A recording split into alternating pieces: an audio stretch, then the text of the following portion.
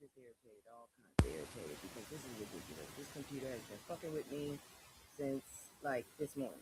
So, anyways, y'all know how this works. I ain't got no goddamn money. Don't come for me, as I always say. Let me go ahead and put this over here, and let's go ahead and begin, because this is fucking ridiculous. I'm so irritated. Green light, let's get it. I'm the future, I'm in it. Check score, I'm winning. Green light, let's get it. I just win. I'm a 10. Hey y'all, what's up? Once again, I am Kisu, and I'm back with Talk on It. As you can see, I am back with this thing because I just don't like camming up, okay? So before I begin, let me go ahead and say hello to everybody.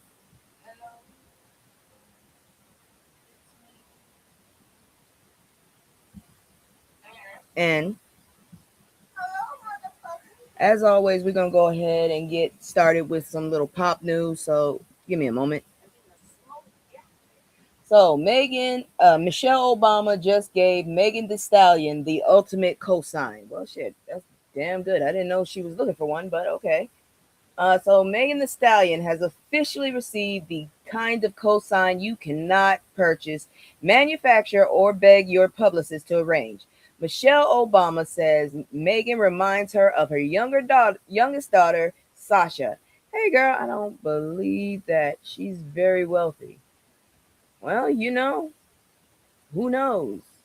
But let's see here now.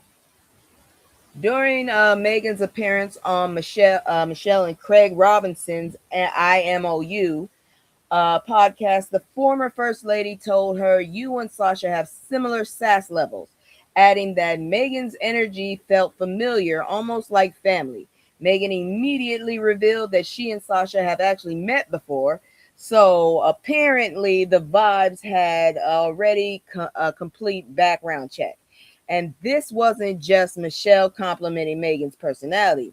She praised Megan for showing women, especially young women, that strength does not mean walking around emotionally bulletproof every day.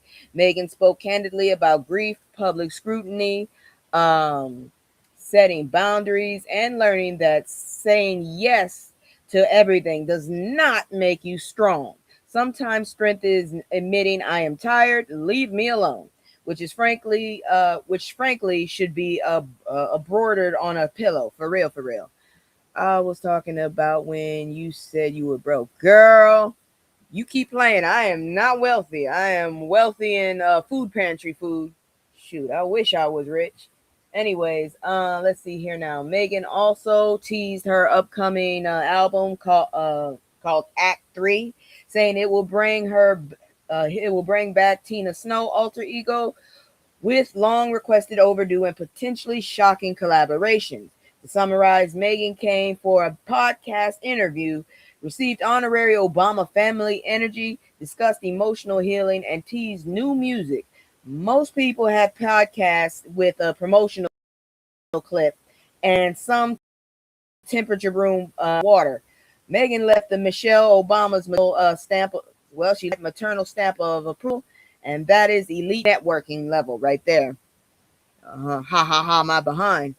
The only thing I'm wealthy is annoying little cats who don't know when to stop being entitled, and food pantry. Now, once I get out of school, let's talk.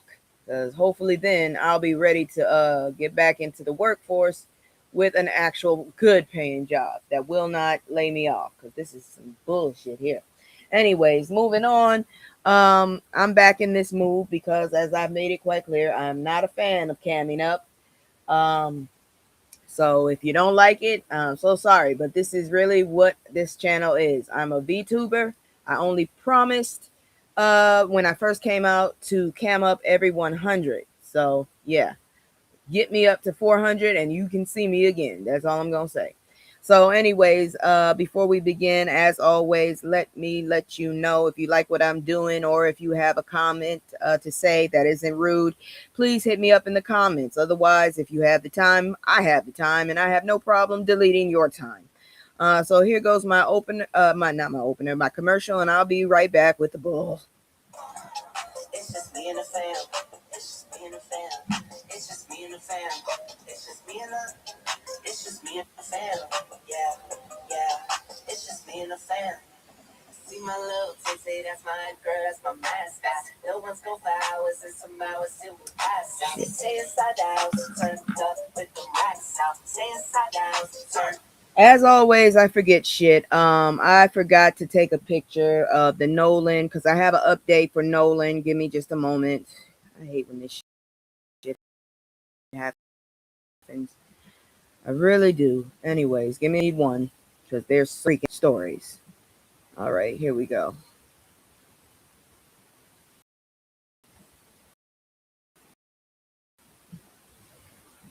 All right, here we go.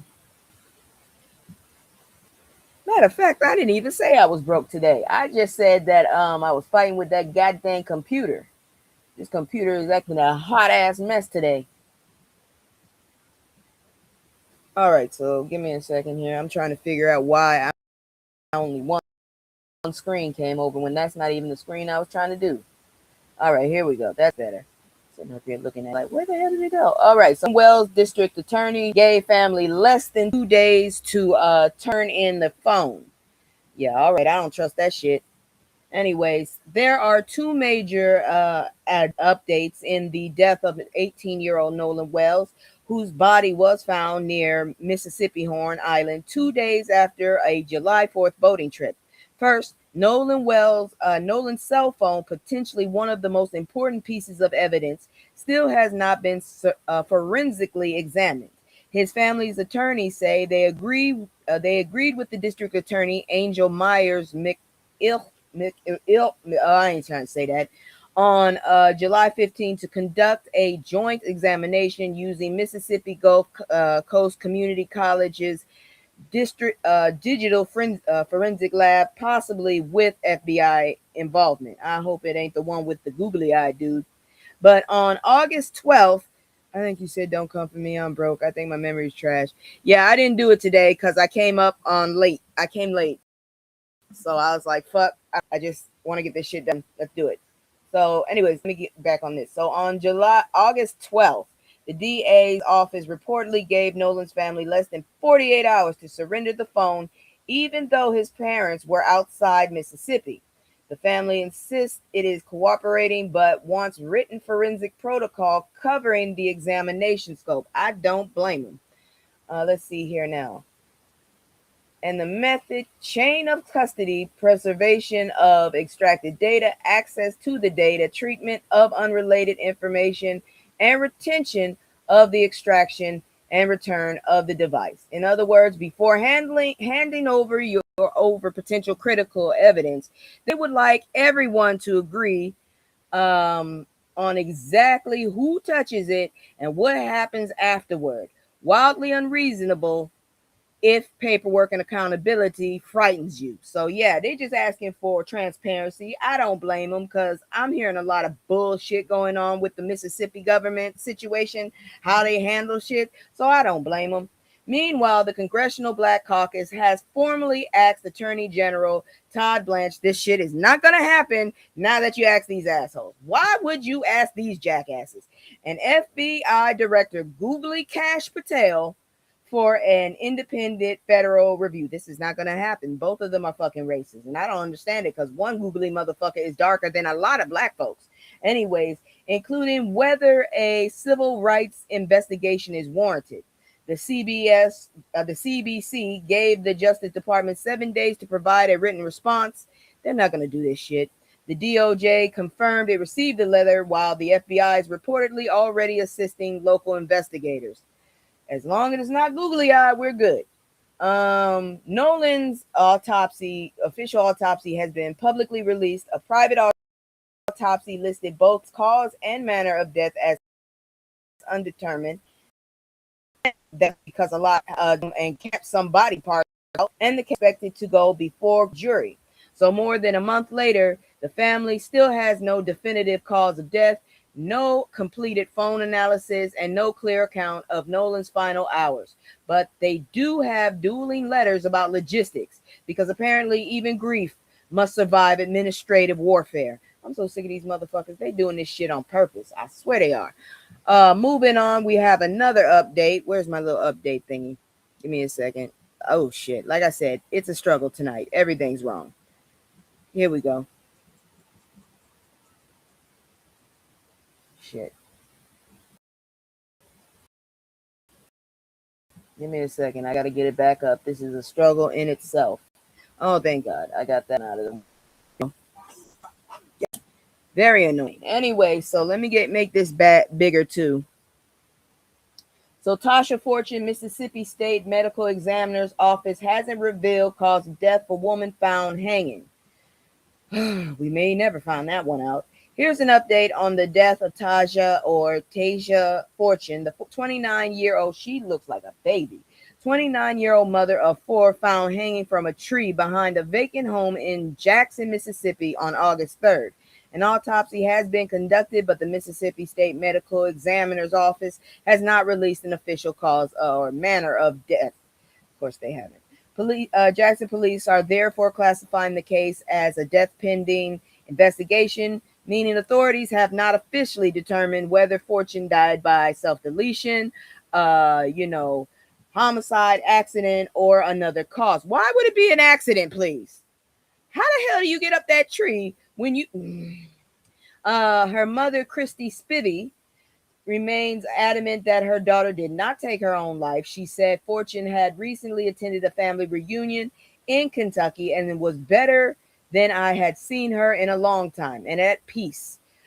Police had acknowledged the intense public concern, but are warning people against treating online speculation as established fact. Authorities have not publicly identified a suspect or confirmed that foul play occurred. A man who reportedly knew Fortune and had argued with her was interviewed, but his arrest involved unrelated allegations, and he has denied involvement in her death. Jackson City Councilman Kenneth Stokes has requested federal assistance, while Bernice King has also called for a transparent and thorough investigation. So the factual update is painfully limited. The autopsy is complete. Its findings remain pending. The investigation is open, and Fortune's family is still waiting for the basic answer. What happened to her? Until the medical examiner speaks with certainty from social media remains uncertainty without evidence. Okay, so hopefully we'll find out what's going on with her. My heart and prayers go to her family, and I'm so sorry for their loss because it is very sad. But hopefully they don't fuck this one up like they did with Nolan, because I'm still trying to figure out how the hell do you sit up there and send the doggone body, but not all of it, to another autopsy? What was that? It feels like you trying to put your foot in there. Okay, that's all I'm saying. Trying to trip people up. But let me continue, because we got a few stories and I want to get out of here early because I got to get my shit together. Shit, my schoolwork is fucking me up. Anyways, here we go, because this shit right here ain't good either. Whew. Let me see. Atatiana Jefferson family to receive $11.25 million settlement from city of Fort Worth. I didn't know the city of Fort Worth had that much money, so that is interesting to know how bad they fucked up. So the family of Atatiana Jefferson could receive an $11.25 million settlement from the city of Fort Worth nearly 7 years after she was fatally pew-pewed by a police officer inside her own home. The agreement is still proposed, not finalized. The Fort Worth City Council is scheduled to vote on August 25th, and it could then require probate court approval. I don't even know, because with Texas, yeah, I'm iffy when it comes to that damn place.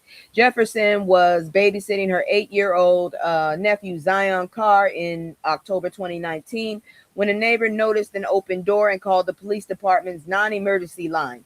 Former officer Aaron Dean prowled around the property without announcing himself and fired through a window, unaliving the 28-year-old Jefferson as she investigated noises outside her home because that bastard was prowling.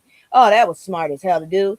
Dean was convicted of manslaughter in 2022 and sentenced to 11 years 10 months and 12 days in prison. Under proposed settlement, Jefferson's nephew, let me see here now. Give me a second. Jefferson's two nephews could receive the largest portion through trust, while her siblings and biological father would divide the remainder. The city previously approved a separate 3.5 million settlement for Zion, who witnessed his aunt's unaliving. I mean, that probably fucked him up bad, bad. Jefferson's sister Ashley Carr called the outcome a rare example of both criminal and civil accountability, but emphasized that neither a conviction nor a check can bring Atatiana home. That is so damn true. She's beautiful. And that is the bitter reality. Taxpayers may pay millions. A former officer is imprisoned, and the family finally received some legal recognition. But Tatiana was unalived while safely existing inside her own home because the person sent to check on her became the danger. And an idiot, most likely. What the fuck? You don't sit up there. You don't go anywhere and don't announce yourself, especially if somebody else is in the house and does not expect you.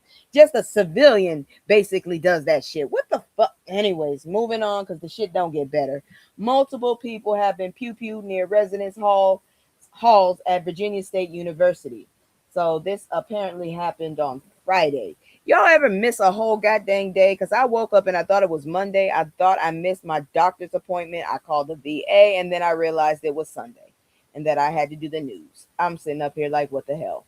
So 5 people were wounded in an early morning pew-pew outside residence halls at Virginia State University, a historically black university near Richmond.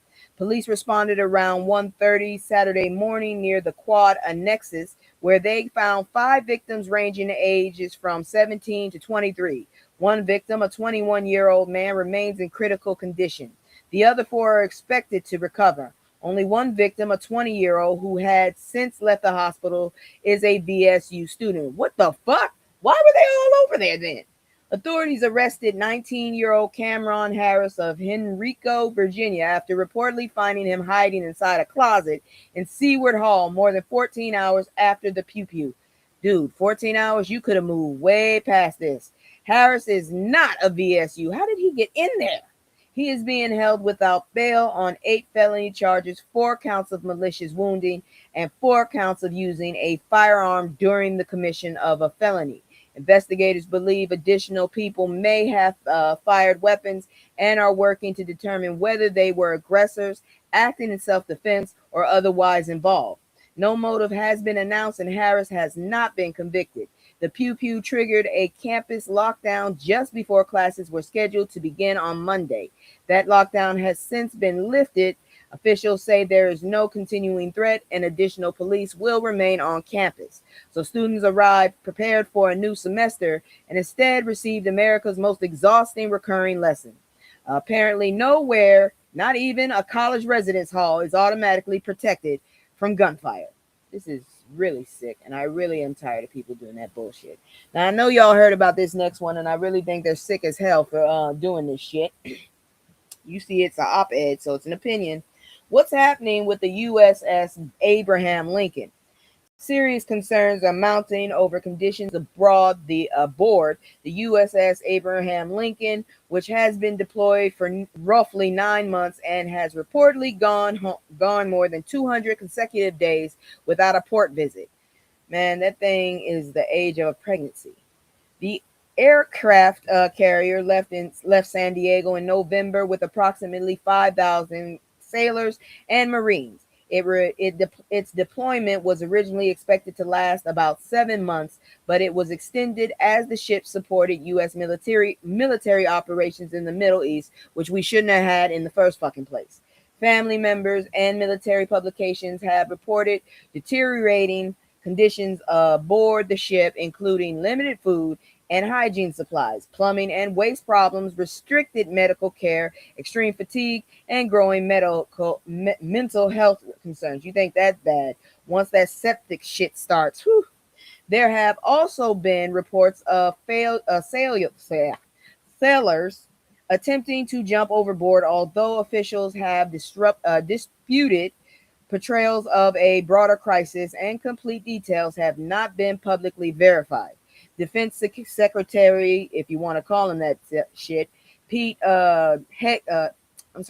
Kegsbreath, called coverage of the conditions completely misrepresented. When reporters asked Felon Drumpf whether the deployment had lasted too long, he replied, not nearly long enough. This bastard has dodged fucking service so many damn times. I know he ain't talking.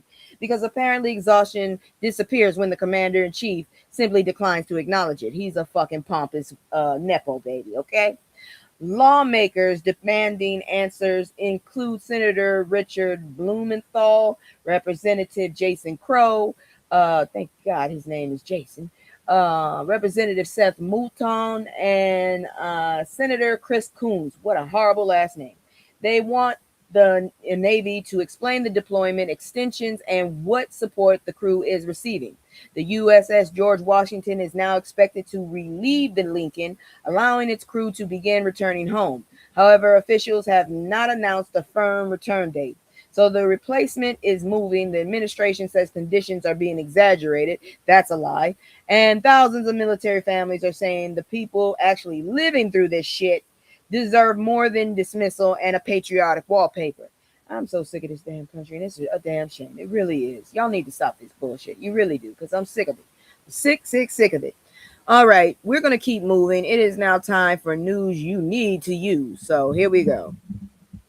Give me just a second so I can set it up, because this is going to go real fucking fast. Where is it? There it is. Oops, wrong one. Oops. Let me bring it back down. Fuck it. Message. There. I still got it done. So, dumb fucks admin proposal could eliminate key tool for protecting black workers. Yeah, I was iffy if this should be a terrorism one. So, the Trump administration is proposing to eliminate a nearly 60-year-old system used to uncover workplace discrimination. This bitch is so determined to get us back in these fields. And the public has until August 24th to respond. Yeah, we don't want that shit. How do I respond? Since 1966, the EEOC has required large employers to submit workforce demographic reports showing employees' race, ethnicity, sex, and job category. The best known is the EEO-1 report, required from private employers with at least 100 workers and certain federal contractors with at least 50. Look, I'm pro-union myself. My mother was a union stewardess. I'm pro-union. That data can expose patterns. Perhaps black employees are heavily represented in entry-level positions, but mysteriously vanish when management begins. Without the numbers, every company gets to say we hire purely on merit, which is a damn lie, while keeping the evidence conveniently locked in an invisible file cabinet. The proposal could eliminate all 6 reporting systems: EEO-1 for private employers, EEO-2 for apprenticeship programs, EEO-3 for labor unions, EEO-4 for state and local governments, EEO-5 for public elementary and secondary schools, and EEO-6 for higher education institutions. The Republican-led EEOC voted 2-1 to advance the proposal. Oh, these bitches here. Chair Andrea Lucas argues that categorizing workers by race and sex is burdensome, potentially unconstitutional, and inconsistent with colorblind employment law, even though there is no such thing as colorblind employment law. Civil rights advocates, researchers, and even some employer groups counter that data helps identify discrimination before somebody must prove what was inside a manager's head. Important. The requirement has not disappeared yet. This is a proposed rule and current obligations remain active.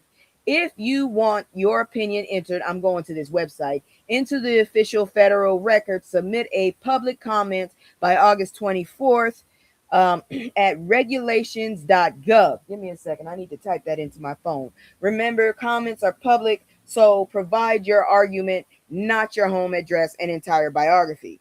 Oh, Lord.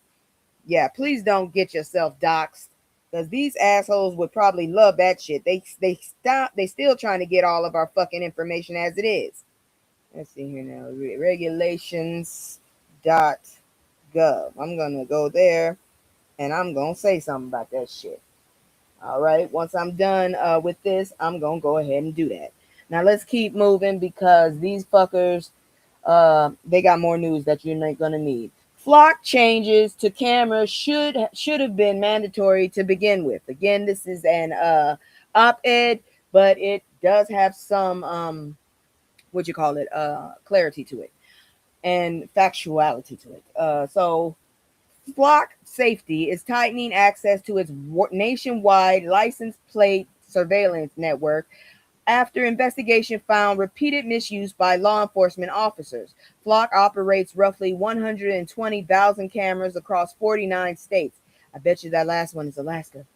These cameras record a vehicle's license plate, make, model, color, location, and time, creating a searchable history of where vehicles have traveled. That is kind of sick. I don't like that. Police use that information to investigate crimes and locate missing people. But officers have allegedly used license plate systems to track girlfriends, ex-wives, romantic interests, and other people who were not criminal suspects. At least 50 officers were reportedly accused, charged, or convicted of misuse, with additional cases identified afterwards. Flock's complete list of announced safeguards includes requiring criminal case numbers for every search, damn right, should have been in the beginning. Automatically reviewing abnormal search activity, should have been in the beginning. Locking users out when suspicious activity is detected, I already said it. Making its auditing system mandatory for police customers, reducing default data retention from 30 days to 7, allowing cities to limit which crimes outside agencies may investigate using their cameras. The last change means a community could permit searches involving stolen vehicles, violent crimes, or missing people while blocking access for immigration enforcement. The strongest requirements are expected to become mandatory by the end of the year or January 1st. However, privacy advocates say the reforms still leave police, not judges, largely controlling access with no universal warrant requirement. That is disturbing. The practical takeaway: ask your city or police department whether it uses Flock, how long it stores data, which agencies can search it, and how residents can request audit records. Because trust us, the computer watches everybody is not an oversight policy. It is an opening scene of a documentary nobody wants to star in, for real. Because y'all fucking, some of y'all motherfuckers in the in the police force are kind of off. Really, I don't think they did a background check on you assholes. That's all I'm saying. So now we're about to go into I don't know news. Sometimes it's good, sometimes it's bad. I just don't know where the hell to put it. So give me a minute and we will go check it out. Give me just 1 minute so I can get that damn thing down. There it goes. I don't know news. What the hell? Oh my God! No way! Yeah. So, Black New Yorkers are embracing Mamdani, and the numbers are hard to ignore. New Siena University poll suggests New York Mayor Zohran Mamdani is gaining significant support among Black New Yorkers. But let's read the numbers before organizing the parade, okay? Statewide, 78% of Black likely voters now view Mamdani favorably, an increase roughly of 15%. Damn, that's a lot. Points from Siena's previous survey. Among New York City voters overall, his favorability has climbed to 69%. It should be higher, with 24% viewing him unfavorably. That is up about 11 points since June. The route connects that growth on Mamdani's focus on affordability, housing, we need more of him, education, universal child care, and other pocketbook issues. These policies may be helping, but the poll establishes a shift in opinion, not precisely why it happened. Correlation has entered the chat. Causation is still circling the block looking for parking.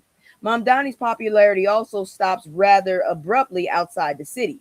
Only 34% of suburban voters view him favorably, while 60% of them unfavorably. It's probably those rich bitches that have second homes. Upstate voters are divided at 41% favorable and 46% unfavorable. Jewish voters registered particularly high opposition, with 66% viewing him unfavorably because you didn't listen to what he said. We do need more of him. You didn't listen to what he said. He's for the Jewish community here. He's for freaking Israel, and I don't blame. That's not our country. Why do we have to sit up there and worry about them? We can't take care of ourselves. So yes, Mamdani appears to be making genuine gains with black voters, but this is one statewide poll measuring favorability, not an election result, blank check, or a legally binding declaration that every black New Yorker has joined the socialist group chat. Man, Pete, he's a mayor. Y'all act like this man is a governor. He is doing what he needs to for his city. I have no problem with it. Let him do what the hell he wants. They're not worried about us. Exactly. God dang ignorant ass bastards. All y'all worried about is your money. I'm pretty sure the people that are unfavorable to him are pissed off about their money. What you sorry about? Girl, I'm just saying, these motherfuckers know damn well they wrong for this shit. But we gonna keep going because, once again, I don't know where to put this, but damn it, I'm gonna put it somewhere. This mom's kids spend 4 hours a day reading and exercising. Folks say she's doing the most. No, the hell she ain't. She getting them back to the good old days. If y'all want to talk about good old days, let's talk about good old days. Good old days is when we didn't have processed fucking food. Kids went out and touched grass, and they actually read. My mother tried to push so many books down my throat, though. Once she backed off me, I read on my own. I enjoy reading. I really do. What do you mean, not really? I don't even know what you're talking about anymore. But keep going. A mother has ignited the internet's latest parenting tribunal. Have you been smoking some medicinal too? I'm just asking for a friend.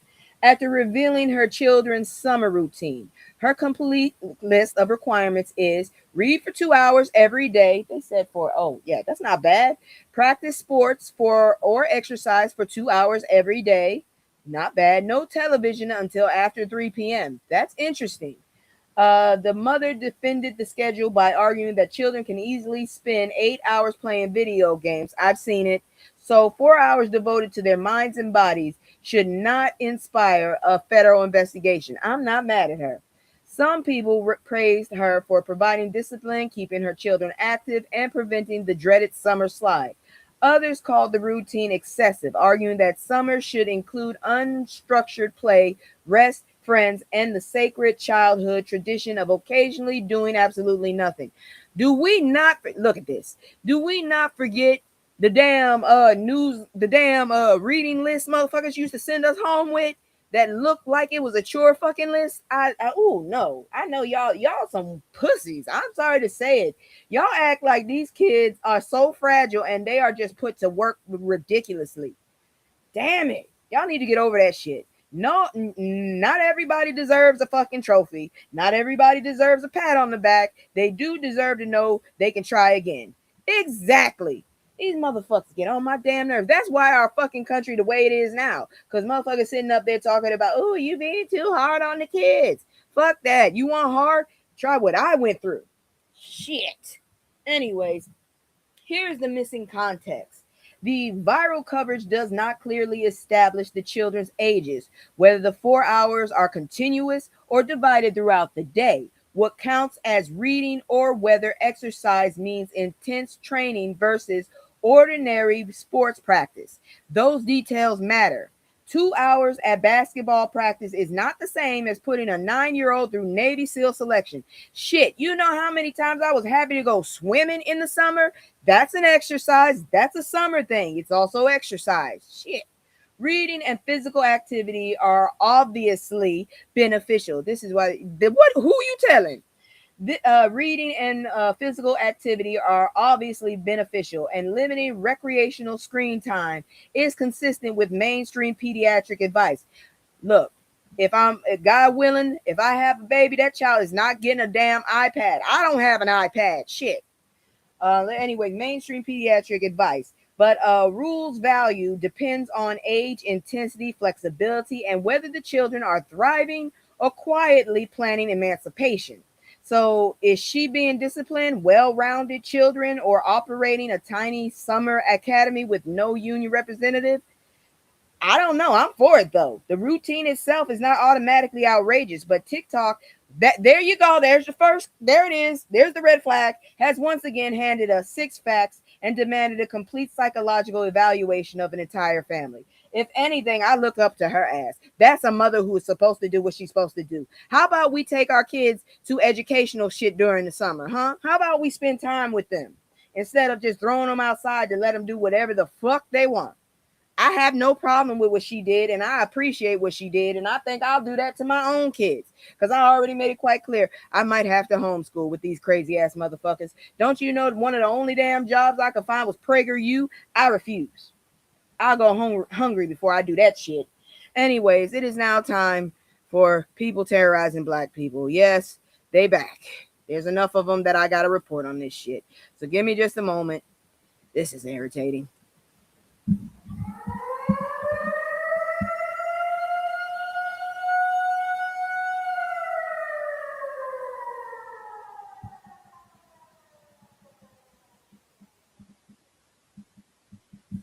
Girl, I almost forgot to tell you. This motherfucker came into my damn chat. I think you were away or something. And he came in, or she came in talking about black whackety whack. I dropped that bitch so quick on a block.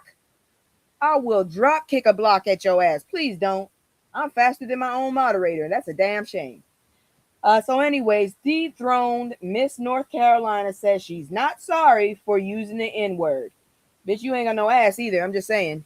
Y'all come live down here, but you not working at no Prager, nothing. Exactly. I mean, the reason I came up here is because of my mama. And right now, I'm just trying to get her ass up here so she can breathe. And then I swear to God, if I could, I would go back to Nagoya. I was thriving out there. What do you mean today? No, not today. I didn't see it today. I'm just saying, when I go looking for a job, that was the only fucking thing I saw. But anyways, this bitch right here, that was from the 14th. Former Miss North Carolina, USA, Brittany Bolton House, says she is not apologizing after old social media posts repeatedly using the N-word resurfaced and cost her the crown. The post published between 2017 and 2019 under the name Sosa the Stallion, you would, bitch, use the slur casually in comments about relationships and describe Bolton House herself as toxic. Oh, real side note, if you ever hear me say the word bitch, I'm upset. I don't really like using that word. I'm actually upset when I use that. She was approximately 18 to 20 years old when they were posted.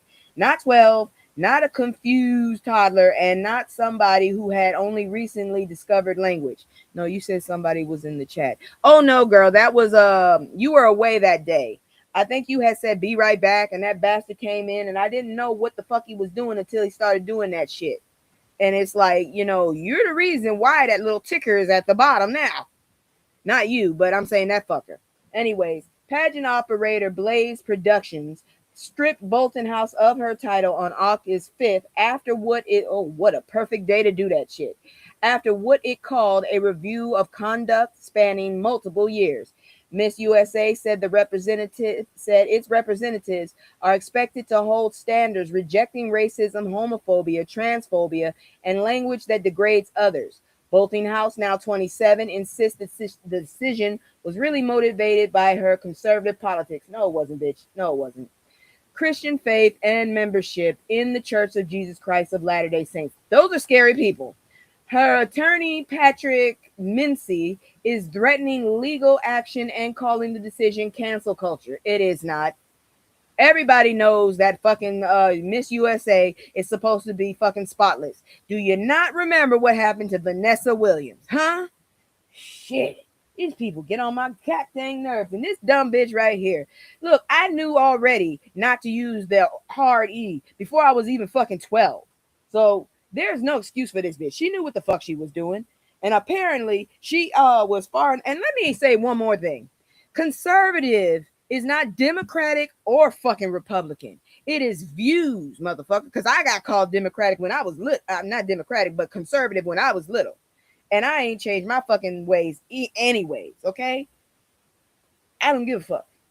So I guess I'm a left conservative. I don't know what the fuck it is, but y'all need to fucking go look up the word and stop using that word, Christian, the Messiah, and a whole lot of other words wrongly, because you got them all fucked up. And give us back woke, because you fucked that shit up. Shit. Anyways, first runner-up Mila Hadley has inherited the title and will represent North Carolina at Miss USA. So Bolton House says she has grown, but she is not sorry. You have not grown enough, obviously. Apparently, personal development now means becoming a different person while refusing to acknowledge what the previous person did. That is not accountability. It's rebranding with better lighting, bitch. I told you, I only say that word when I'm really pissed off. And we stayed in fucking North Carolina because apparently we need to. This jackass here. White man gets away with plotting a mass pew pew against black people. Again, it is an op-ed, so don't come for me. A former North Carolina police officer accused of planning a mass pew pew targeting black people at a New Orleans festival has been released without charges. Lord have mercy. Somebody keep their eye on this bastard. This is the motherfucker who needs a fucking ankle bracelet. This is the mother. He look crazy. I can't even see his ears. That's messed up. Authorities arrested 45-year-old Christopher Gillum at a Florida hotel in April after his family reported him missing and warned police that he was armed and had a history of self-harm and had recently threatened to hurt black people. He don't give a fuck about himself. He definitely don't give a fuck about us. Investigators allege Gillum was traveling toward Louisiana intending to attack a large festival and then die by self-deletion by cop. Although officials never identified the event, they might not actually do that, sir. The arrest occurred as the New Orleans Jazz and Heritage Festival was beginning. Deputies reportedly found a force multiplier and approximately 200 rounds of ammunition in his hotel room. Why you got that damn much? Not even a hunter should have that damn much. Who sold you that? Gillum's complete law enforcement employment history included Chapel Hill police officer from 2004 to 2019, Carolina Beach police officer from 2019 to 2020, Orange County detention officer from 2023 to 2024. Now, what the fuck happened between 2004 and 2019? Because your ass can't stay still now. Non-sworn Chapel Hill police employee in 2024. You wasn't even an officer then. And Orange County sheriff's deputy from January to September 2025. Y'all motherfuckers didn't even consider that all that shit might have been a red flag, maybe. See, this is why we have mass pew pews, because nobody be paying attention to fucking patterns. Louisiana initially charged him with terrorizing, which carried a possible 15-year sentence. But this is Louisiana, and they don't like black people either. But a large jury declined to indict him in June. See, a grand jury. Finding insufficient evidence, for real. Just a jurisdiction reportedly complicated the case because the alleged threats originated in North Carolina. He was arrested in Florida, and officials lacked proof that he had committed the charge act in Louisiana. How about putting him in an asylum, maybe? Gillum was reportedly released, and according to his attorney, currently faces no charges anywhere. A declined indictment does not establish innocence. It means prosecutors failed to present enough evidence for the particular charge. So a former officer allegedly threatened black people, traveled across state lines carrying a force multiplier and hundreds of rounds, and still slipped neatly through the gaps between three jurisdictions. The system successfully prevented the alleged attack, then apparently misplaced accountability paperwork. This freak, keep your eye on this freak. If you see him in your neighborhood, run. Don't walk, fucking run. Go for cover. I'm not telling you to go to this movie theaters. I'm telling your ass to hit the deck. This fucker ain't sane. He don't give a shit about himself, and he definitely don't give a shit about us. But that is it for that. We are now going into one of my subscribers' favorite. Play stupid games and win stupid prizes. You know what the hell I was about to say, but I'm just saying. This shit made me happy as hell. So check this shit. I don't want the second, I want this. I'm all in my head, swear I'm a rain. I've been moving like a hot The NABJ gives Stephen A. Smith Brendan Carr and major news outlets its thumbs down award. About damn time somebody did something. The National Association of Black Journalists handed out a record 5 thumbs down awards at its annual convention because apparently one disappointment trophy could not contain this year's excellence and foolishness. The complete winners list is Stephen A. Smith. They cited him for what it called a recurring pattern of disparaging commentary toward prominent black women across politics, sports, and media. Yeah, that bitch. FCC Chairman Brendan Carr. Oh, that douchebag. The organization accused him of using regulatory power to pressure news companies, threaten editorial independence, and encourage the dismantling of diversity initiatives. Man, I ain't even gonna lie. I miss Stephen Colbert. CBS News. NABJ criticized CBS for eliminating its race and culture unit, cutting journalists of color, and weakening specialized coverage of marginalized communities. Duane McCoy, I don't know, owner and CEO of Circle City Broadcasting and Wish TV. He was cited over allegations involving the treatment of black journalists, workplace equity, newsroom culture, and professional accountability. But the name, wow. The Washington Post, the organization said lays off disproportionately affected black journalists and eliminated expertise covering race, identity, extremism, protest, and other public interest subjects. The award recognizes reporting, commentary, or professional conduct that NABJ considers racist, stereotypical, insensitive, or contrary to its mission. Stephen A. Smith responded by calling the award Christmas arriving early. Bitch, you know you salty. And on warning NAAG, now y'all started something. No, you're just going to have a pissy fit and complain on your fucking platform, and people are going to ignore you because you're a loudmouth. Because nothing disproves criticism about your commentary quite like responding as though you have a challenge to a parking lot confrontation. The president, Aaron Haynes, said the goal was not permanent condemnation, but process through accountability, progress. I'm sorry. She also warned corporate partners that sponsorship does not purchase silence.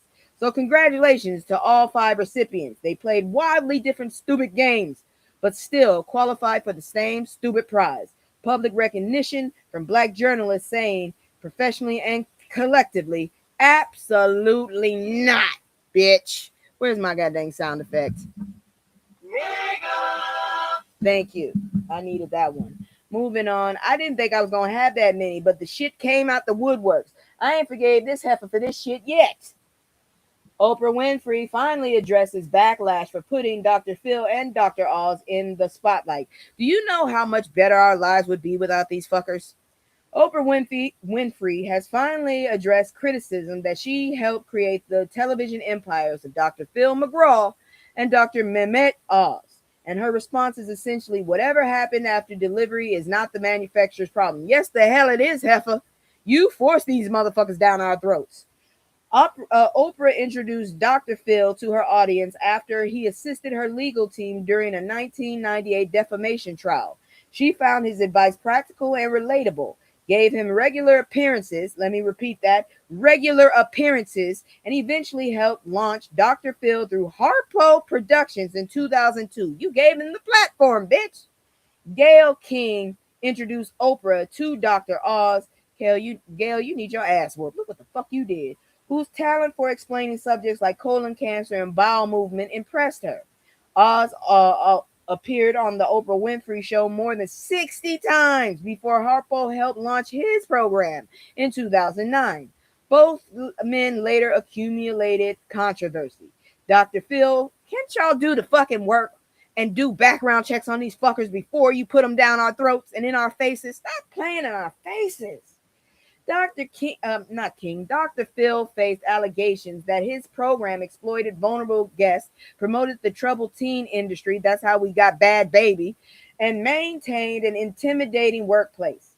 Dr. Oz was criticized for promoting questionable treatments, very questionable treatments, and weight loss products, faced the Senate grilling, ran for office as a Republican, and now leads the Center of Medicare and Medicaid Services for under Trump.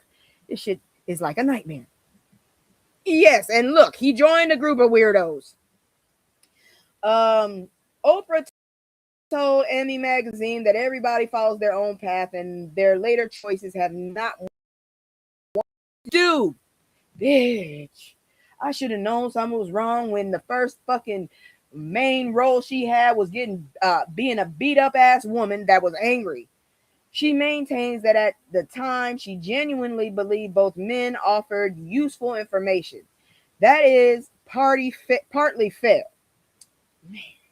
But when your endorsement is powerful enough to create two national brands, pretending your role ended at the introduction feels a little inconvenient. I'm still pissed off at Obama for teasing that fucking orangutan, and I'm pissed off at Merrick Garland for not doing his fucking job.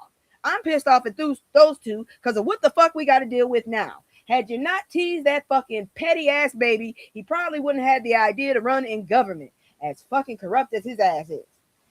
Anyways, Oprah did not personally select their politics or control decades of subsequent behavior. But when your endorsement is powerful enough to create two national brands, they probably would have disappeared like the damn Chia Pet had you not done this. Pretending your role ended at the introduction feels a little convenient. She's not responsible for everything they became, but she did provide the rocket fuel and apparently believes she bears no responsibility for checking where the rockets landed. On our heads, bitch. I'm sorry, I don't like her ass after all this stupid ass shit. Fuck. Just because your ass is rich does not give you a damn free jail free fucking card. Bitch. Piss me off. Anyways, new report reveals black men aren't going MAGA, they're going independent, you stupid heifers. Y'all thought we was really gonna go. Y'all really thought they was gonna do that shit. You really think our men were gonna do that shit? Fuck you. A report challenges the recurring political media narrative that black men are stampeding toward MAGA. They sure in the hell ain't. The data suggests many are actually becoming more independent, skeptical, and willing to make both parties earn their votes. Black Men Vote commissioned HIT strategies to survey more than 1,600 registered black men ages 18 to 45 in Georgia, Michigan, Mississippi, North Carolina, Pennsylvania, and South Carolina. Okay, so apparently nobody on the East Coast. On the West Coast.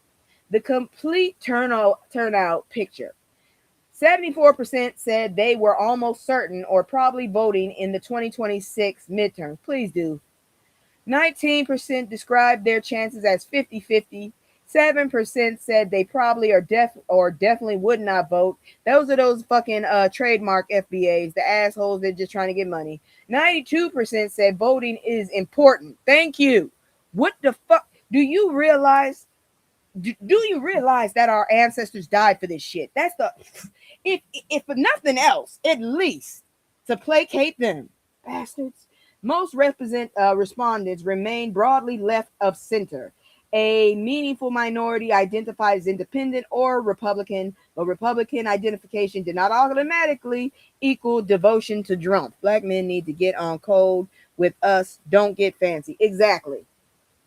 Many cited traditional or conservative family values, not MAGA loyalties. The men were also not politically asleep. 44% actively sought political news, while only 6% avoided it. 90% used YouTube multiple times weekly, making digital platforms essential for anyone hoping to reach them. I hope I reach some of them. Shit. But a factual warning. The survey was released in May, despite this article representing it as a fresh revelation. It also measures young men in 6 strategically selected states. Not every black man in America. That's why I mentioned that shit. And describing someone as independent does not tell us how he will ultimately vote. The real stupid game belonged to a political parties that ignore black men for 3 years, arrived 6 weeks before election day with a barbershop photo opportunity, then act betrayed when enthusiasm is missing. Black men are not necessarily abandoning politics. Many are abandoning automatic loyalty. And frankly, if a party wants guaranteed support without consistent engagement or results, perhaps it should try purchasing a reward program. For real, because I'm sick of y'all bastards. For real, for real. Moving on, because we ain't done. We got a few more stupid ass games, and I'm happy to give them to you. Because this shit right here, oh, this is just a response. This is just a repeat. I already reported this shit, but I'm gonna talk about it again. I have two systems. I'm sitting up here playing around. All right, so apparently I already talked about this, but let me say this motherfucker got arrested. Okay, he is not a student, and he is being held without bond on 8 felony warrants. Okay, so this was that VSU pew pew I told you about. Well, yeah, he is. This is what he's getting. He's getting 4 counts of malicious wounding, 4 counts of using a firearm in the commission of a felony, and additional charges are possible. Harris has not been convicted yet. And I already told you when all of that happened. But let me just go ahead and tell you that, let me see, he allegedly participated in the pew pew and remained on campus, somewhere on campus, and selected a dorm room. I told y'all about that. But the less criminal mastermind and more hide and seek contestant who misunderstood what happens when the entire county is looking for you. This was a stupid ass one, and I'm glad to know that he has counts, and I hope he gets convicted if he did that stupid ass shit. First day of fucking school, and that's what you want to do, you ignorant bastard. Moving on, this one made me smile. New research shows DEI policies did not hurt companies' bottom line after Trump's executive order. So, Target, you could have avoided all of this shit had once again people done their fucking work and done background checks and fucking studied and fucking did their work. New research challenges the conservative slogan "Go woke, go broke" because first of all, woke, you're using it wrong by finding that major companies maintaining diversity, equity, and inclusion programs did not suffer financially for doing so. Researchers Hannah Falls of Stanford and Jacob Grumbach of UC Berkeley examined S&P 500 companies after the felon Trump's January 2025 executive order targeted federal DEI programs and pressured private businesses to retreat. Companies including Google, Goldman Sachs, McDonald's, and Walmart scaled back on abandoned programs, and I have scaled back on using these bitches. Others included Costco, Apple, and Delta Airlines, who publicly maintained theirs. And I'm still trying to figure out how to get to Costco. The researchers measured abnormal returns, meaning the difference between companies' actual stock performance and what conditions predicted. Their central finding: companies that clearly retained DEI programs performed at least as well as companies that retreated. Immediately after that fucking order, the companies keeping their policies actually performed somewhat better, bitch. And let's apply brakes before declaring DEI the inventor of money. I'm just saying that racism is expensive. The study does not prove that the programs caused higher returns. It shows that retaining them produced no detectable market penalty during the period examined. The researchers also applied a strict verification standard and found only 8 companies they could confidently classify as fully maintaining their programs, which limits how broadly we should generalize this. But damn it, if they were some big ass companies. Still, the result directly undermines claims that investors automatically punish companies for keeping DEI. Man, fuck you, investors. How about the people who actually giving you the money? Several firms appear to have abandoned policies not because the market demanded it, but because politicians and activists applied pressure. Who the fuck are the activists? Let us know. So the stupid prize goes to executives who panicked, dismantled workplace programs, and blamed capitalism only for the market to respond. Please leave me out of your culture war group project. Exactly, bitches. Exactly. And that's it for playing stupid games and winning stupid prizes. I told y'all, we getting out of here early. If you want, I actually have you got to run. Okay, girl. Talk to you later. We're going to go ahead and move into the 5 minute, part 19 of conversation between Nikki Giovanni and what you call it, um, James Baldwin. So here we go, and I'll be right back with some more historical black news. Because how it's been handed down is they couldn't read or write as far as they knew, you know. And it was at one time, I draw 1,000 years ago, a crime being to read if you were black. You know, it's punishable by law. You know, we had to smuggle information somehow, and we did it through our music, and we did it in church. You know, you were talking before about, the church you went to visit. I thought about the Apollo Theater. Last time I saw Aretha, and what she did with the Apollo Theater, turn it into a gospel church service. And that's true religion. You know, and anything a black writer is trying to do has to come out of that. I don't mean it has to be limited to that, but it comes out of that because the standards which come from Greece and Rome, for example, even the standards which come from what we call the Christian Judeo, Jewish Christian ethics, are very dubious when you try to apply them to your own life. You know, I use the word exactly, yes. You know, so you have to use what in fact you have as distinguished from what you've been told you have. Yeah, the question is going to say some kind of format. And yet, I guess I'm stuck with Jeffrey, because among other things, he's one of my favorite writers, and I've read everything to date, including his autobiography that he's written. So it's easy to me. But if you move from, say, If You Always Letting Go, right into third generation Catholic, the first time that Catholic was Catholic, then he had to stop. He left the state Tennessee. He left the state much later than all of you are, in terms of age. Not much. Well, he was much older. And then he began vetoes and went into Coffee at J.J. Jones, which everybody assumed was safe. Then he did, well, most people, you know what I mean? That they could publish him because they said, oh, it's just a detective story. Then he did, of course, the master detective story, Blind Man with a Pistol. And he said he was the murderer. He said the state's a murderer. Not a detective story at all. Not a murder. Exactly. But again, I'm talking about Chester, in Chester's Pursuit of Truth. Because Richard Wright died before he quit pursuing truth, or was murdered before he quit. You know, the Chester could say, okay, I will pursue truth in this way, which looks a little better, that you can make a movie out of it if you want to. It'll still be truth. And then takes it right to Blind Man with a Pistol. It's the same thing that he was doing on the plantation when they told him to bring still away to Jesus. And I was telling him he was trying to split. You know. It's not, you know. But why do we always get hung up in, if I can use that kind of a word, why do we as black writers seem to be so hung up in the truth? If I can, I'm asking this as a younger person. Because the responsibility of the writer is excavate, when we write a time, again, the experience of the people who are producing the act of writing is the intention of it, the root of it, is liberation. Look, this is why no tyrant in history was able to read, but every single one of them burned the books. You know? Yeah. That is why no one yet believes, really, that there is such a thing as a black writer. A black writer is still a freak.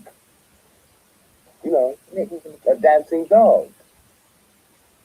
We don't yet exist in the imagination of this century. And we cannot afford to play games. There's too much at stake. But there has to be a way to do it, we do and survive, which is, to me, what seems to be missing. Sweetheart, our ancestors taught us how to do that. We have survived and now. You Chester is a very good example. You know, and people may think Zohran Mamdani is a detective story. You didn't write it to the people who think it's a detective story. That's a good thing. You know, and it's been but you see what I mean? Yeah, I agree. Look, there was a law. Let me say a very brutal thing. Very brutal thing. It has to be said, I think. There was a law in America 1,000 years ago, which stated that a black man has no right. This was a law, which a white man is bound to respect. Now, you come to this. I can say now. All right. We'll continue with part 20 next week. Let's, let's talk about this though. Black folks built wealthy neighborhoods across America. Where are they now? One was in fucking Central Park, but look what happened. Now it's a park. Anyways, before integration allegedly arrived to save everybody, Black Americans were already building prosperous communities because waiting for America to share nicely was clearly not a sound financial strategy. Here's the list. Greenwood in Tulsa became Black Wall Street until a white mob destroyed it during the 1921 Tulsa Race Massacre. Haiti in Durham housed major black businesses like North Carolina Mutual. Then highway construction carved through the community. Jackson Ward in Richmond, called the Harlem of the South, produced banks, businesses, and cultural giants before urban renewal split it apart. Sweet Auburn in Atlanta became a center of black businesses and politics, but racial violence, disinvestment, and freeway construction took their toll, literally. Orange Mound in Memphis, one of America's earliest neighborhoods created specifically for black residents, built generations of homeowners and professionals. I ain't got nothing else to tell you about it. U Park Windsor Hills in Los Angeles became an enclave of black affluence after housing discrimination weakened, and remains prosperous though its demographics are changing. I wonder why. Riverside Terrace in Houston became home to wealthy black doctors, lawyers, educators, despite one black homeowner's porch literally being bombed. What the fuck is wrong with y'all? Greer Heights in Charlotte grew from land purchased by formerly enslaved Sam Billings, later housing black World War II veterans. Today it faces heavy gentrification. Uh, Conant Gardens in Detroit became the city's most prosperous and highly educated black neighborhood during its heyday. It is not heyday anymore. And Paradise Valley in Detroit flourished with black owned clubs, hotels, restaurants until highways and urban renewal, America's favorite historical phrase, for we found valuable black property, largely erased it. The pattern is painfully consistent. Black people built wealth, violence, highways, and the government policy disrupted it. That wasn't failure. It was interference with paperwork. And it continues. And we need to figure out how to stop that shit, please.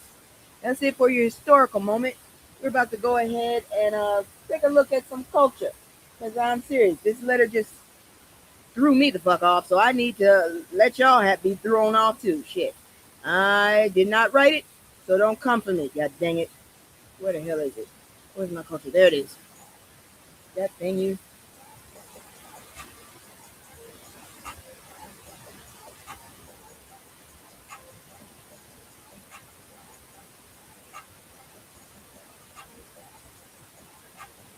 When the water gave him back, a letter to white people, white America, sorry. Writer Jonathan Conyers has published a blistering letter to white America, centered on Nolan Wells, the 18-year-old black teenager found dead near Mississippi's Horn Island after friends returned without him. Conyers' message is not complicated. Black families should not have to launch a national campaign, hire attorneys, and practically perform a congressional filibuster just to receive a complete explanation of how their child died. He connects Nolan's case to a broader and deeply disturbing Mississippi pattern. 29-year-old Tasia Fortune was recently found hanging from a tree behind an abandoned house. Trey Reed was found hanging on the campus of Delta State University. 1-year-old Cohen Wiley was unalive when police opened fire on a vehicle in Walmart parking lot over diapers. Conyers also invoked Christy Wansley, whose family similarly demanded transparency after her son's death. These cases are not identical, and Conyers does not claim they are. His argument is that officials' response feels painfully familiar.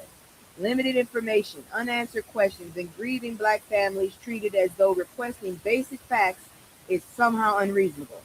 The essay's title deliberately echoes Emmett Till, whose body was recovered from Mississippi's Tallahatchie River in 1955. Till's mother, Mamie Till Mobley, forced America to confront what had been done to her son by insisting that the world see him. Conyers is demanding the same recognition now. Say their names, investigate thoroughly, and stop expecting black families to completely accept mystery as closure. Because trust us is not an autopsy report, a timeline, or accountability. It's barely a sentence. And Mississippi has already exhausted its historical supply of benefit of the doubt. Believe me, it has. Because my whole damn family done got out of that shit. I think one person from our possible family, maybe two or three, still are in that fucking state. All of us are in the north or the move west. That's all I can say about that shit. And I'm trying to get my mama out that bitch. Anyways, it is now time for, and I have a healthy bit of it, financial news. So maybe we can get our shit together. Give me just a moment so I can set it up. Where's my damn financial news? My business news, that's what I call it. I need to change that name for real. Anyways, it is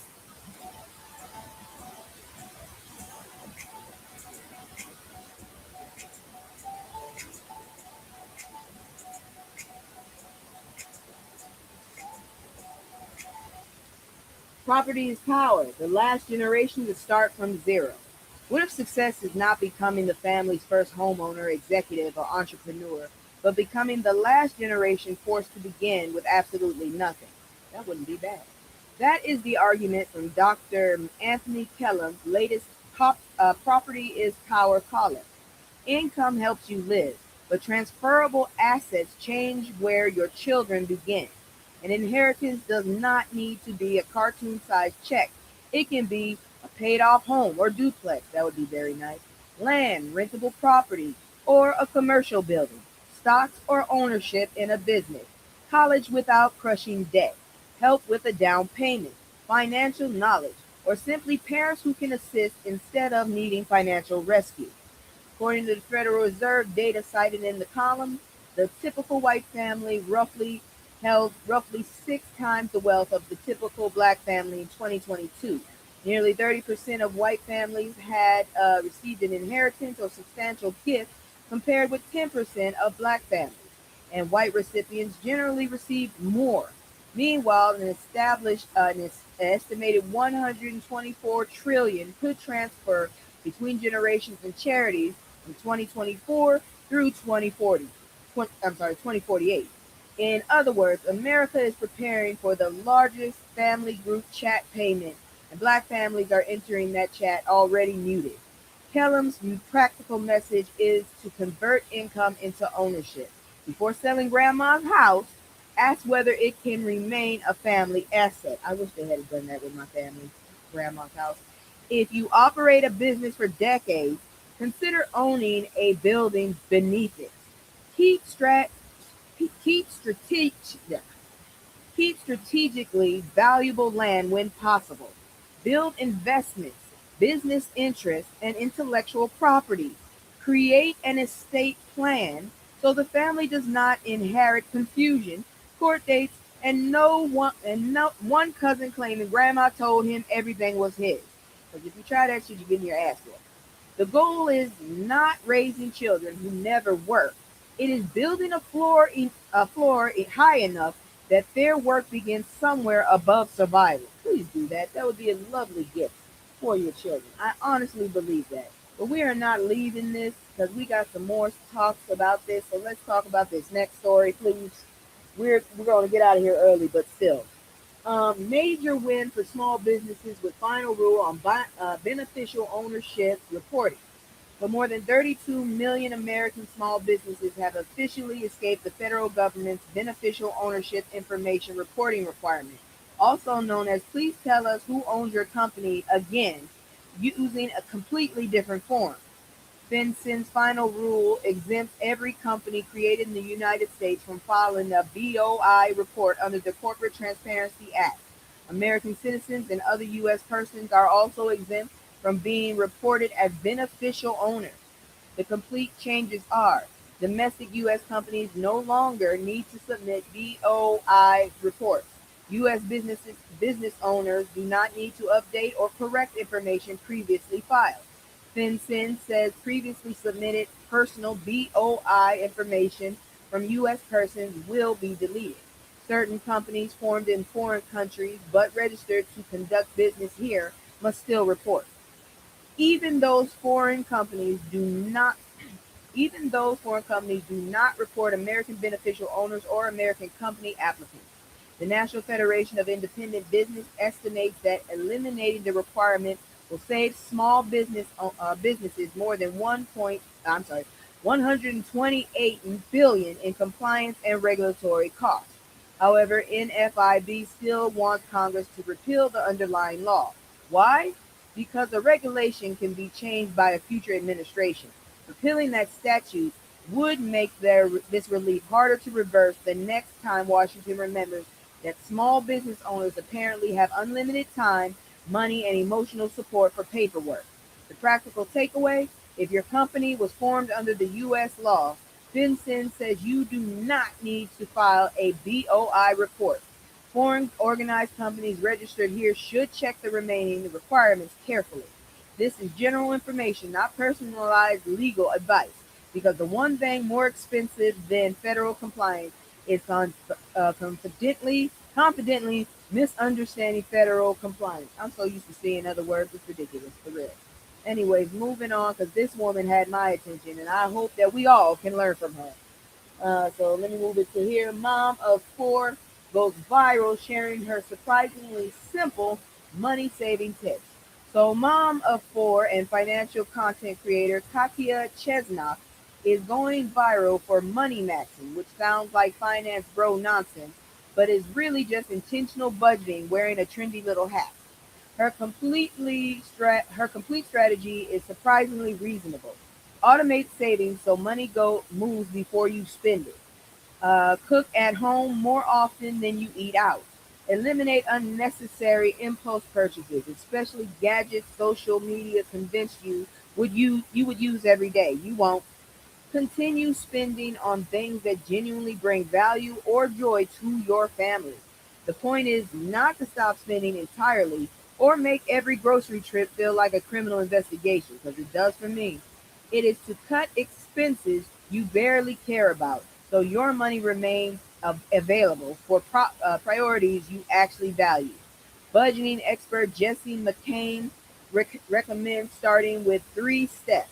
One, take the scroll test. Open your bank account, review recent transactions, and identify the large or repeating charges consuming your money. Bills. Separate worthwhile purchases from forgettable ones. Cut what adds little value and intentionally keep what improves your life. Set a deadline. Try money maxing for 30 days. Establish specific saving targets and review what you learn afterwards. The timing matters because Moody's Analytics estimates inflation is costing the typical American household approximately $245 more every month for the same goods and services purchased in 2025. So no skipping one iced coffee will magically produce a house deposit, but automating savings, reduce impulse spending, and repeatedly examining where your money goes can produce meaningful results. That's what I'm doing recently. Because apparently, the more rebellious financial trend of 2026 is checking your bank statement before your car gets declined. It's revolutionary. The real. Anyways, that's it for business information. We are now going to go ahead and check out news on education because I got a few things that could help a few parents. And if you're interested, please come along with me. God dang it. Give me a second. Let me bring that down and where is my news? There it is.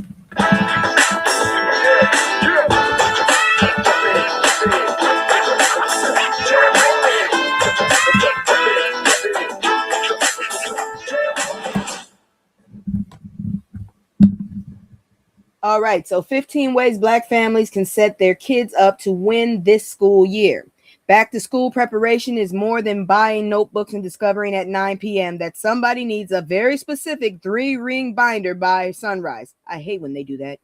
The Root consulted education professional and professionals and compile 15 ways Black families can support students from kindergarten through college preparation. Here is the complete list. 1. Establish consistent sleep and morning routines. 2. Create an organized, distraction limited place for homework. I was right the first time. 3. Set clear academic expectations without demanding perfection. 4. Communicate with teachers early, not only after something goes wrong. 5. Learn the counselors, administrators, and specialists responsible for your child. 6. Monitor grades and assignments through the school's online portal, or just check your kids' homework when they get home. 7. Encourage daily reading appropriate to the child's age and interest. 8. Include books and lessons reflecting Black history, culture, and achievement. Please do that. 9. Ask children specific questions about school instead of simply, "How was your day?" 10. Address learning differences, ADHD, or mental health concerns without shame.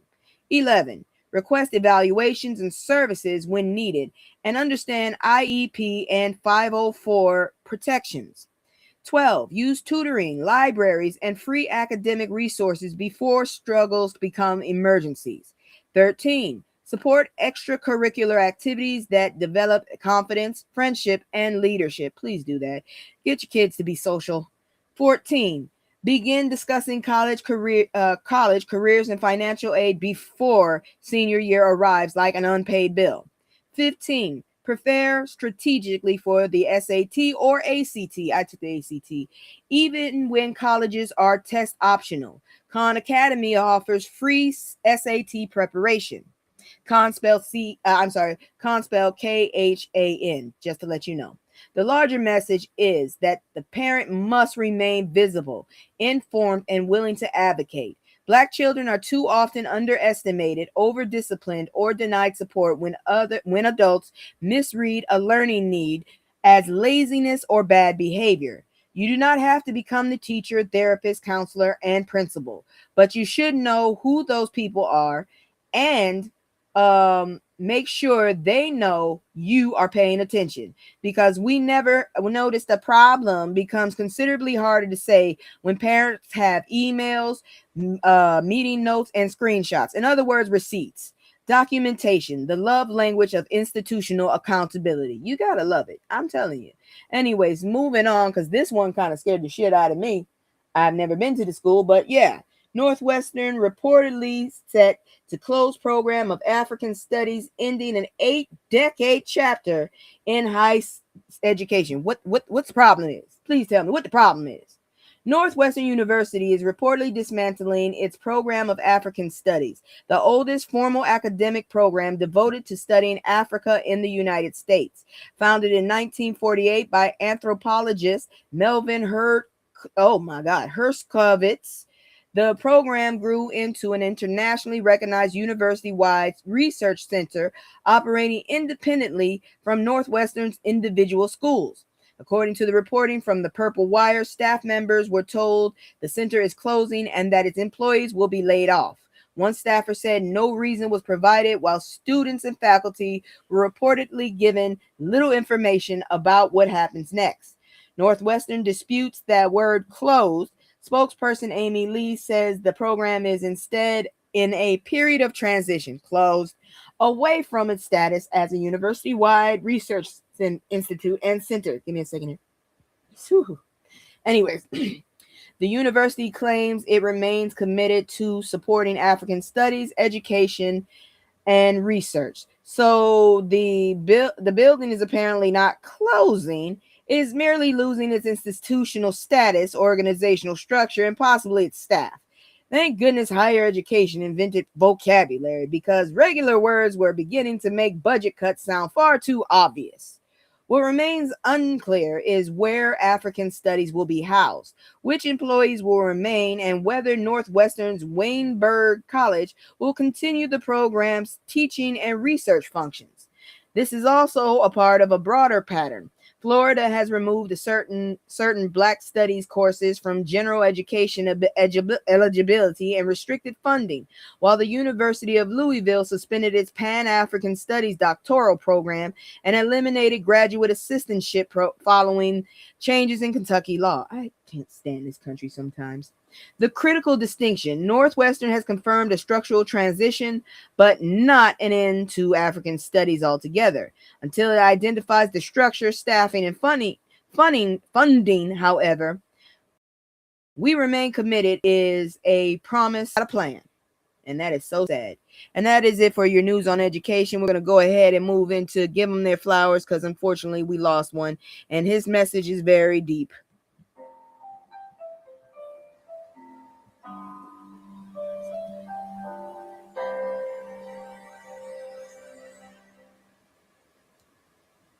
Always believe you can do something great. Jason Arday's message to Black children goes viral days after his death. So today's roses belong to Professor Jason R. Day, the scholar who became Cambridge University's youngest Black professor before his death at just 41. R. Day was diagnosed with autism at 3 and did not speak until he was 11. He later became an educator, sociologist, and celebrated scholar whose research examined race, education, and inequality. His journey was documented in his autobiography, Great and Unfortunate Things. Now, a message he gave Black children during a 2024 interview is spreading again. His advice was simple but powerful. Believe you are capable of doing something great. Visualize what you want to accomplish. Speak your goals into existence. Surround yourself with positive and decent people. Repeatedly expose yourself to encouraging messages. Speak well of others and lead with good intentions. Remember that determination can exceed natural ability because, as our day said, will always supersede skill. His final months were painful. Arday faced plagiarism allegations and accusations that he had fabricated portions of his story. The article notes that he was not found guilty, while his family says he endured years of misinformation, harassment, and sustained abuse intended to undermine him. Following his death, interviewer Natalie Scarlett criticized people who celebrated his downfall and abandoned him when association with him became inconvenient. That deserves reflection. Roses should not arrive only when somebody can no longer smell them. Jason R. Day's life showed Black children, especially Black children with disabilities, that delayed speech, different development, or somebody else's limited expectations do not determine the size of their future. So today we give him his roses for the doors he opened, the knowledge he produced, and the belief he planted in children who may now accomplish something great because he told them they could. I think I heard about this story and somebody said he was a scam artist or something. I'm not sure if it's the same one, but regardless, if he had a good message to the kids, let's just send that to the kids, okay? That's where I'm standing on this one. So let's move on because we got one more. So how Kickstarter's first Black CEO is opening doors for Black creators. Good Lord, that's good to hear. So let's talk about that one, huh? I hate when these damn computers act the damn fool. Today's roses also belong to Everett Taylor, Kickstarter's first Black CEO who is turning representation in the executive suite into actual money for creators. Taylor is leading Kickstarter's New Culture Fund, a $1 million campaign-funded initiative supporting independent creators whose work frequently struggles to attract traditional financing. The fund will make direct contributions to Kickstarter campaigns in 4 categories: art, fashion, film, and music. Applications are all open on rolling basis, meaning creators do not have one tiny application window to discover 3 hours after it closes. Taylor says the arts shaped both his personal and professional life, and he has seen firsthand how difficult it is for independent artists to finance their ideas. I'm going to go do it because I got some people. His goal is not to merely to operate successful crowdfunding company, but to use its resources to create measurable cultural impact. That matters for Black creators who are routinely told their work is too niche, too niche, or lacks a proven audience, often by executives whose ideas of cultural research is asking the only Black employee in the meeting. Taylor became Kickstarter CEO in 2022 after holding leadership roles in technology, marketing, and the art world. His appointment made history, but his fund demonstrates what can happen after historic press release and professional headshot. Kickstarter already allows creators to reach supporters without receiving permission from traditional gatekeepers. The Culture Fund goes further by putting company money directly behind selected campaigns and helping those projects attract additional public support. So give Everett Taylor his roses, not simply for becoming the first Black person in this position, but for using the position to make sure more creators are not the last people invited through the door. Because we don't need another Uncle Ruckus Taylor, Clarence Thomas. Shit. Anyways, that's it for giving the roses. We are now about to go into celebrity news. But before we do that, I just want to go ahead and shout out this company. If you like CBD, if you like your lips popping, you might be interested in this. So let me go ahead and show y'all CBD Honey Lips. It is, you can find her on Threads, Twitch, and Instagram. CBD Honey Lip. You'll see. God dang it. CBD Honey Lips. There it is.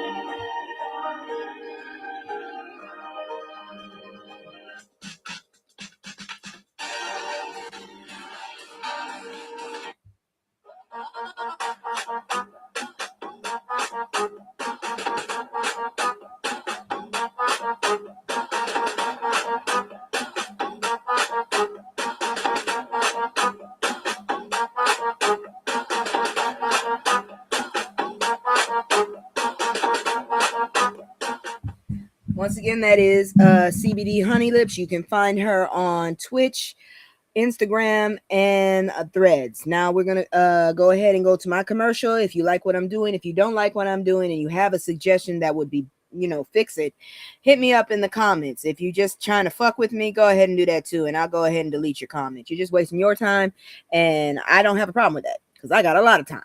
So here goes my commercial. I'll be right back with celebrity news. Be right back. It's just me and the fam. It's just me and the fam. It's just me and the fam. It's just me and the. It's just me and the fam. Yeah, yeah. It's just me and the fam. See my little Tay, that's my girl, that's my mascot. No one's go for hours and some hours till we pass out. Stay inside the house, turned up with the racks out. Stay inside the house, turn. Who the hell thought this was a smart idea, please? Because doesn't he have like only a quarter of his heart capacity working right now? And ain't that other one like not doing good? What the fuck is this? People just got money to just throw away like this? This is ridiculous. So our Ray J and Orlando Brown to settle feud in Atlanta boxing match. Why are they fighting? Shit. RJ and Orlando Brown finally converted 2 years of insults, internet foolishness, and questionable decision-making into a 3-round celebrity boxing match, and Ray J won by unanimous decision. I'm not surprised. Their feud began during a 2024 appearance on Funny Marco's Open Thoughts, where they argued about cultural relevance. Brown repeatedly reduced Ray J to Brandy's brother because apparently correctly identifying somebody's successful sibling now counts as elite psychological warfare. At a promotional press conference, Brown escalated matters by slapping Ray J across the face with a stack of cash. I'd have put my foot through his anyways. Ray J laughed it off at the time, allowing everyone to preserve the confrontation for the ring, and more importantly, the paid broadcast. Man, people got money like that, I guess. The fight took place August 15th, yesterday, at Atlanta State Farm's Arena on the celebrity portion of the card, headlined by boxing champion Clarissa Shields. It streamed separately on Zeus Network. Of course it did. Ray J won all three judges' scorecards, 30 to 26 and 29 to 27 twice. He received credit for a knockdown when Brown's glove touched the canvas, although reports indicate the fight featured more grappling, wrestling, and exhausting posture than technically refined boxing. In other words, two tired old ass black men. The victory offered Ray J some redemption after the super hot fire knocked him out during a May exposition. Why is he there? Doesn't he have heart problems? Sending him to the hospital. Brown appeared happy afterwards. Both men apparently received their checks, and no serious injuries were reported. I'd be happy too if I got a check. So by celebrity boxing standards, this was practically conflict resolution with gloves. The headline is, however, that two entertainers with more than 60 combined years of life experience needed a boxing ring to settle who was more relevant. And somehow Clarissa Shields was still the most mature person anywhere near the building. That's a hot ass mess. That's all I got to say about that. But we're going to keep moving because, we just are going to do it. Apparently there was a versus. I want to know where the hell are the announcements for these verses. I never hear about these verses until they end up on YouTube. So Joe versus Donnell Jones, the ultimate track by track breakdown of this R&B versus. When the fuck did this happen? So R&B veterans Joe and Donnell Jones, I'm more of a Donnell Jones girl myself, will face off. Oh, it hasn't done yet. Will face off in a versus battle Thursday, August 20th. That's this week. And the Root has conducted a 9-round preview to determine whose catalog is stronger. Here's the complete proposed matchup. I Want to Know You versus Where I Want to Be. Stutter versus You Know What's Up. All the Things Your Man Won't Do versus Do You Wanna. Don't Wanna Be a Player versus It's So Hard. The Love Scene versus This Love. Can Heaven Wait versus Get It Together. Big Rich Town versus I'll Go. Faded Pictures versus Better Start Talking. And the albums My Name is Joe versus Where I Want to Know What to Tell You. Both of them are very big. Joe enters with the larger mainstream catalog, major crossover records, and collaborations with Big Pun, 50 Cent, G Unit, and Case. He also has the vocal equivalent of dim lights and somebody mysteriously lighting every candle in the apartment. That's very true. That's when babies start popping up. Donnell's catalog is smaller, but dangerously concentrated. I love his music. Where I Want to Be, You Know What's Up, This Love remains certified cookout group chat classics. And his writing and production credits include 702's Get It Together, give him additional ammunition beyond his solo hits.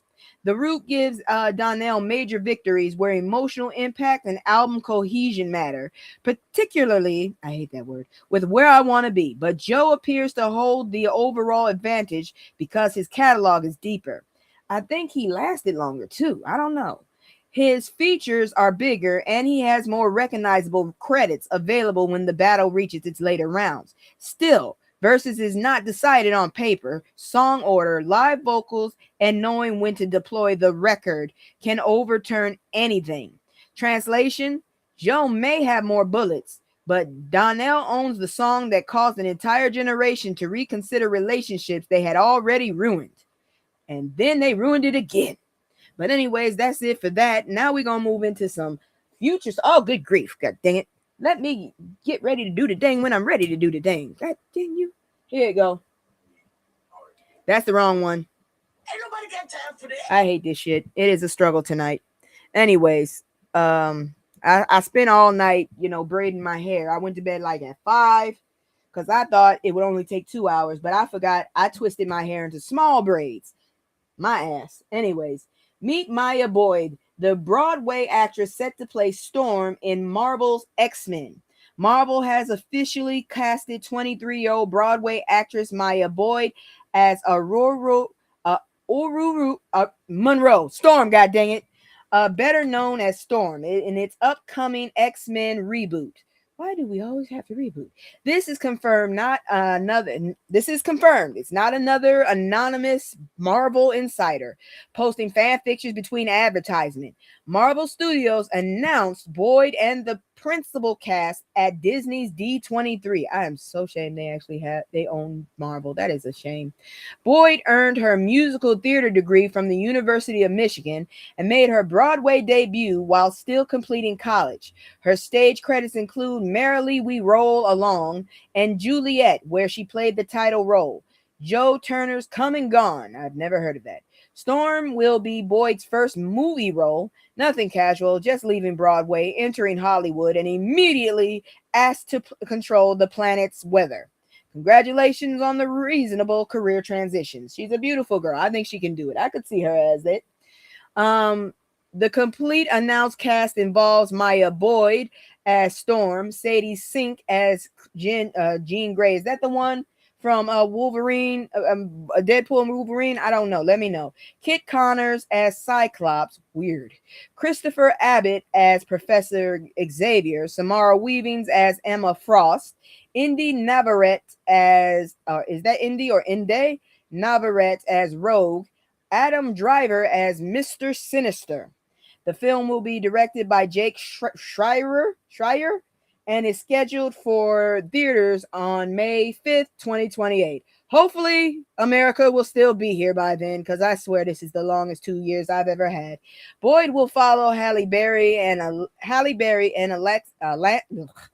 Alexandra Shipp in playing Storm on the big screen. Her casting is also being celebrated because Storm is traditionally depicted as a dark-skinned African woman in the comics, while Hollywood's previous choices repeatedly generated criticism about colorism. So Maya Boyd now has enormous opportunity. Introduce a new generation to one. Okay, that's a good reason for Boyd to reboot.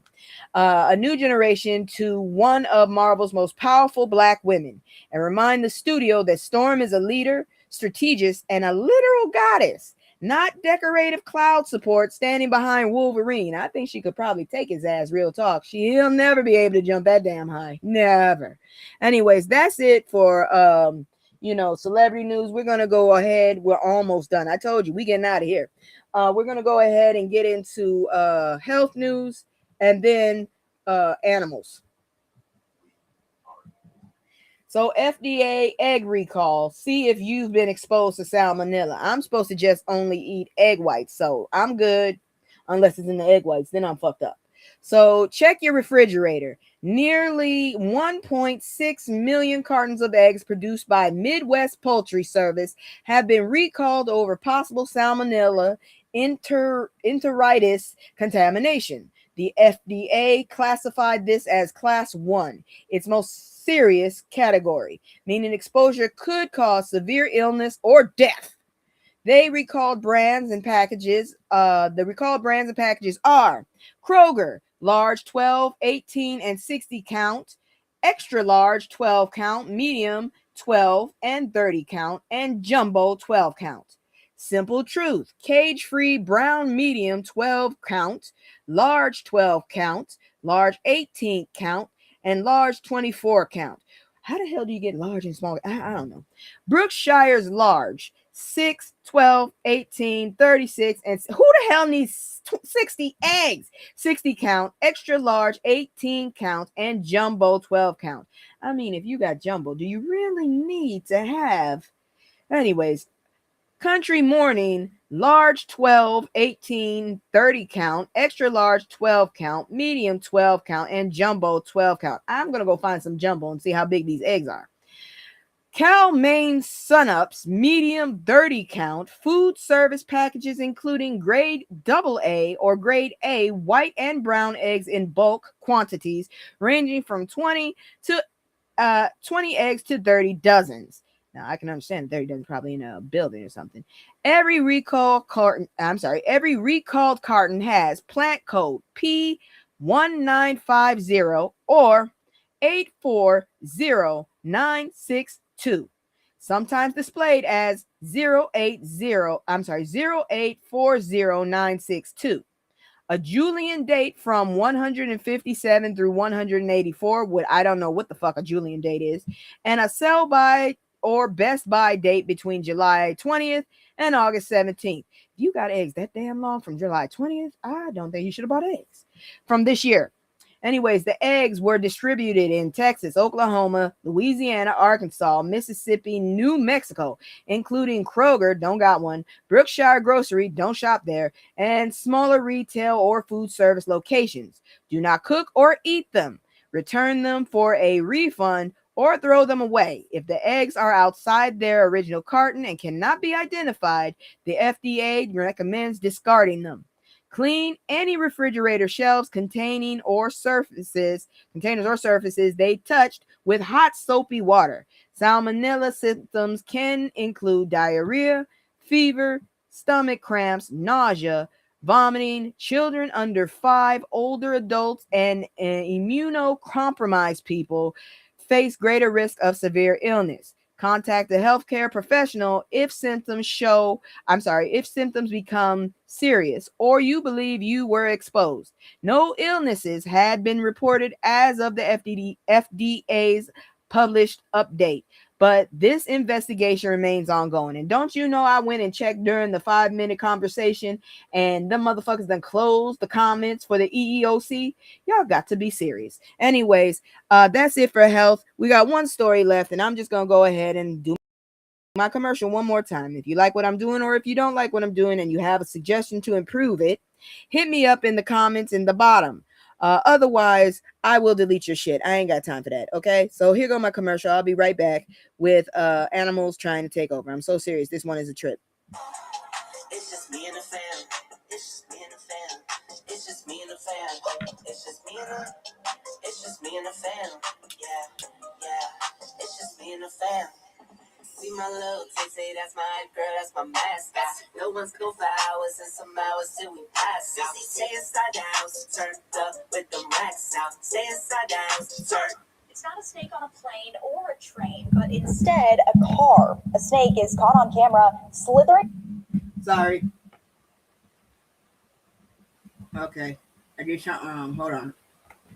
It's not a snake on a plane or a train, but instead a car. A snake is caught on camera slithering on the hood of a car while a woman and her family were driving along Calais Road in Lebanon. I'm sitting there like, we have a huge snake on the hood of our car. News 2's Alexia Chiropoulos shows us that viral video and why experts say this snake snuck onto the hood of that car. We were on our way to Mount Juliet going to pick up some soccer stuff for my youngest daughter. And we're just having a conversation, and my husband's like, there's a snake. Annalisa Hensley still doesn't believe her eyes. She saw this snake slither across the hood of her car. I'm like, am I really seeing this? And so I started recording, and it started working its way over to my side. She says it looked to be about, I don't know, maybe 5 feet. he tried to pull over to the shoulder, but just as fast as the sneaky snake appeared, That's when it ended up like tucking and rolling and going off the side. I reached out to a TWRA biodiversity biologist, Mallory Tate. She says this type of snake has consistent markings to a Gray rat is a non-venomous snake that we have in Tennessee, pretty common. One of the big questions is what attracted the snake to get inside of this car? When we have gray rat snakes specifically in cars, it's because prey are using the cars, the front of the cars. So either a bird has built a nest in there or has started to build a nest, usually a Carolina wren, or there are mice in the car. Gray rat snakes are really good at scent detection. That's why we find them in our chicken coops, near bird nests, near mice. She says the best way to keep snakes out of your car or other property. To me, they're a good friend to have around. They are non-venomous. They're not dangerous to you, your kids, or your pets, or your livestock. But if you just keep your cars cleaned out, I always recommend no wood piles near the house. She says these snakes won't hurt you as long as you give them space. It doesn't want anything to do with you, just like most don't want anything to do with them. I'm reporting in Lebanon. Alexia Chiropoulos, News 2. So basically, she reported that, the thing, it had she said it with admirable restraint. We have a huge snake on the car, on the hood of our car. I'm surprised. I would have probably ran off the damn road or something. or tried to figure out how I could get my damn hood to pop up. I wouldn't even, ooh, Lord, no. So, correct. And at that point, it is no longer your car. The snake has claimed the vehicle, the remaining payments, and whatever fries are underneath the passenger seat. The video shows the reptile moving across the hood and reaching the windshield while the car is still in motion. Fortunately, the driver remained calm enough to maintain control. Nobody was injured, and the snake did not enter the passenger compartment. I spit, woohoo! Wildlife experts identified it as you heard what they said, but seriously, that's just terrifying. Experts recommended checking beneath the hood of your vehicle if you are parked near grass, woods, or other snake-friendly areas. Ah, shit, I'm right next to a thicket. If a snake appears while you are driving, it can have the car. I will tuck and roll. Pull over and allow it to leave or contact animal control. Do not attempt to grab it. You ain't got to worry about me. While operating the vehicle, which feels like advice humanity should have received automatically at installation. Everyone survived. The snake escaped, and Tennessee now has one more creature that understands carpooling better than most adults. This is just not right. That's not right. I'm sorry. And that is it for the news tonight. I want to thank y'all so much for coming. As always, if not for y'all, I would be nothing. Please like, share, and subscribe, like this little guy said. And please hit me up if you have any questions about anything or if you want to comment. But if you just want to fuck with me, then yeah, I ain't got time for you. All right. So with that, I just want to say thank you and good night. Where is my goodbye? There it is. I can't say no, I always gotta go. Playing house, this ain't a home with my soul. I can't say no, I always gotta go. Playing house, this ain't a home with my soul. On the road.